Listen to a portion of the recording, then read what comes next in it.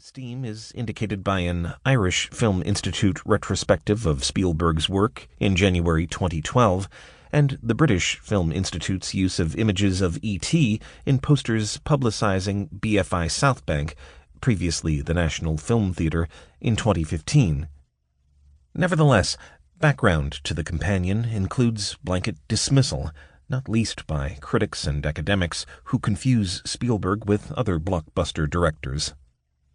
Enormous commercial appeal suggests that Spielberg's work must be symptomatic, expressive, and reflexive of the culture it responds to and contributes toward shaping, although the exact relationship is typically a matter of presupposition. Many pundits adopt an oppositional stance, either elitist or more or less consciously political, in relation to Hollywood cinema as predictable propaganda for the American way, of which Spielberg's output is at once one of the most salient, apparently typical, and hence, in view of its international success, most reprehensible embodiments. Spielberg's apparent adherence to classical form is, by many critics, confused, conflated, or equated with political conservatism, not least because of the association of blockbuster filmmaking with business and marketing strategies focused on maximizing profit and thereby pleasing the largest possible audience. Such classicism nevertheless sits awkwardly alongside Spielberg's multivocal address to different audiences, attendant stylistic range, and adoption of technological advancements in the realization of his audio-visual ambitions, and his centrality to economic and industrial transformations.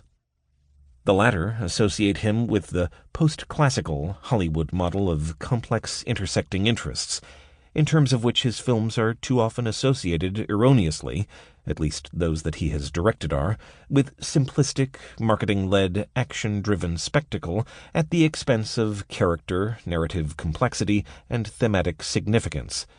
Such assumptions are challenged and repeatedly disproven in the essays featured here.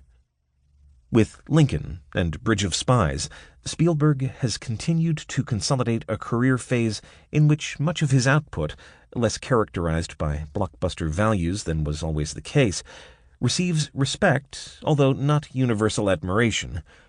Those two films maintain his lifelong exploration of and experimentation with cinematic form, based on or alluding to precedents both mainstream and, more than negative criticism acknowledges, sometimes notably abstruse.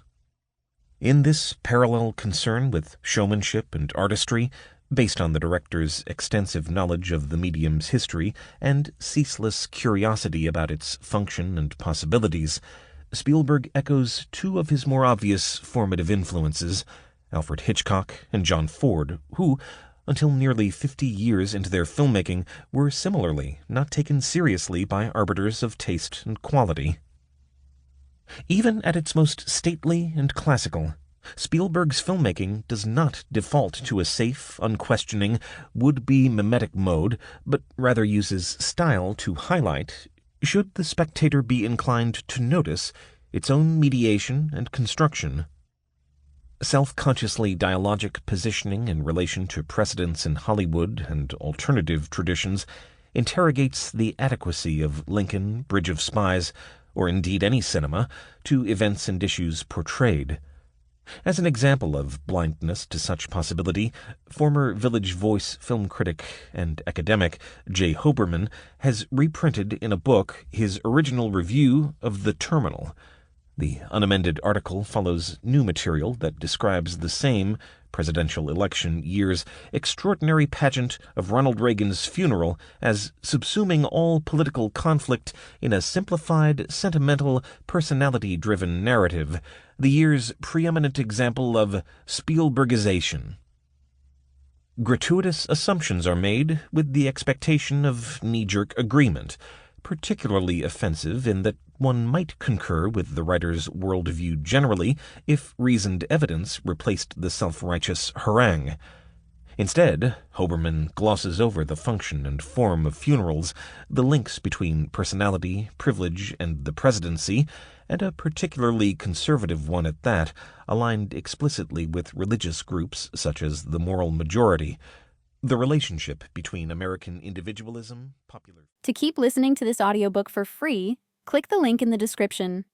It will take you to a free Audible trial where you can listen to this and many other books for free for 30 days.